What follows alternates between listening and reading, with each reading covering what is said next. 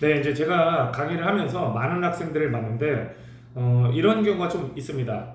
내가 공부를 분명히 열심히 했는데 성적이 낮아서 아무리 노력을 해도 뭔가 극복할 수 없는 그 한계가 있는 것 같은 느낌. 이런 경우도 있고 또 분명히 모의고사는 굉장히 점수가 좋은데 실제 점수는 낮았던, 그러니까 현장에만 가면 점수가 높지 않고 모의고사는 막 8, 90이 나오고 이런 학생분들이 계시죠. 그리고 꼼꼼히 보라고 얘기를 하는데 꼼꼼히 본다라는 개념이 도대체 뭔지, 이런 것들을 제가 좀 속 시원히 말씀드리려고 합니다.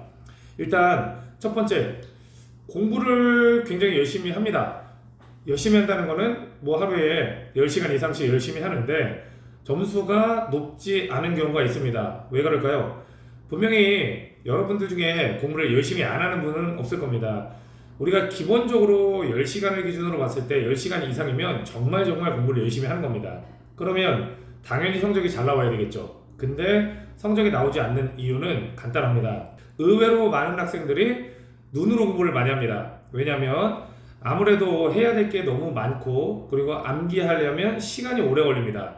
그래서 내가 입으로 뱉어내지 못함에도 이렇게 눈으로만 보고 넘어가는 경우가 많죠.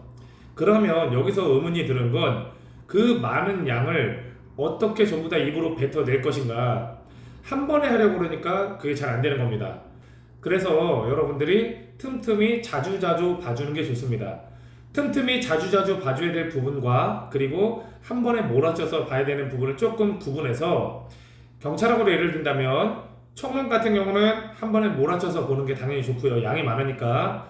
강문 같은 경우는 틈틈이 하루에 뭐 20분씩 나눠서 보는 게 좋겠죠. 제가 이제 이쯤에서 이번에 굉장히 좋은 성적을 받은 그런 분을 이번 섭외해서 간단하게 좀 인터뷰를 해봤습니다. 이 학생이 어떻게 공부를 했고 점수가 어떤지 한번 같이 보도록 하겠습니다. 자, 일단 필기 점수가 30점입니다. 그럼 이제 학생들이 가장 궁금해하시는 게 순공부를 몇 시간 해야. 저 10시간 이상은 항상 했어요. 항상 10시간 이상 네. 평균적으로요? 네. 그러면 이제 학생들이 공부에 대한 방법을 좀 모를 수 있어요. 저는 일단 회독은 정해놓지 않고 그냥 자기가 이해할 때까지 하면 좋다고 생각을 하고, 일단 저는 가장 중요한 건 선생님들의 커리를 그냥 의심하지 말고 그냥 쭉, 저는 그냥 다 따라갔어요. 하라는 거 다 하고 그냥 커리만 잘 타면 된다고 생각을 하고, 그리고 저는 이제 선생님들 문제집이나 그냥 예를 들어서 혜준쌤 문제로 예시를 들면 진도별이나 전범이나 이런 문제를 다 풀고 이걸 이제 역으로 다시 단권화로 가서 아, 이 문제를 이렇게 바꿔내셨구나, 이거를 이렇게 됐구나, 이렇게 역추론하는 게 가장 도움이 많이 됐습니다. 기출이나 문제집을 풀었을 때 단권화를 보면 그게 다 생각이 날 정도로 꼼꼼히 보는 게 꼼꼼히 본 거라고 생각을 해요. 선생님이 이걸 이렇게 바꿔내셨구나, 이런 게 다 떠올릴 정도로. 그게 다 보일 정도면 얼마나 본 거예요? 그러면 저는 적어도 5번 정도는 일단 쭉 천천히 풀어보는 거를 일단 기본으로 잡고, 이제 나머지 5번 이상은 체크해둔 거를 이렇게 계속. 거의 뭐 합치면 10번 이상은 많아요. 네네, 맞아요. 네, 보신 바와 같이 232.5라는 굉장한 고득점을 받으신 분들은 특징이 조금 비슷합니다. 일단 기본적으로 하루에 평균 공부 시간은 10시간 이상, 그리고 컬이나 이런 것들을 좀 각적 빼지 않고 나눠줄 수 있는 건 나눠주는 거는 최대한 다 숙지하려고 노력을 하고, 기출이나 이런 것도 회독을 10회독 이상 이렇게 비슷하게 공부를 하십니다. 물론 차이가 나는 경우도 간혹 있겠죠. 근데 대다수의 고득점이 나오는 분들은 이 상황에서 이 객관적인 지표보다는 떨어지지는 않는다는 겁니다. 그래서 앞선 영상에서 말씀드렸지만 기출을 10번 대충 보는 것보다 한 번을 정확히 보는 게 중요하다라고 말씀을 드렸는데, 당연히 10번을 정확히 보는 게 더더더 점수가 잘 나올 수밖에 없겠죠. 그래서 내가 만약에 어떤 마의 벽에 부딪혀서 이 벽을 좀 깨고 싶다, 그러면 이러한 산술적인 지표를 일단 만들어 놓고 그리고 나서 거기에 암기를 입으로 할 수 있는 것들을 추가시켜 나가야 됩니다. 그러면 우리가 의문이 드는 게 있습니다. 내가 모의고사를 풀 때는 점수가 잘 나오는데 실제 시험장에만 가면 점수가 안 나온다. 분명히 이런 분들도 많이 있죠. 그러면 모의고사의 성질부터 이해하시면 됩니다.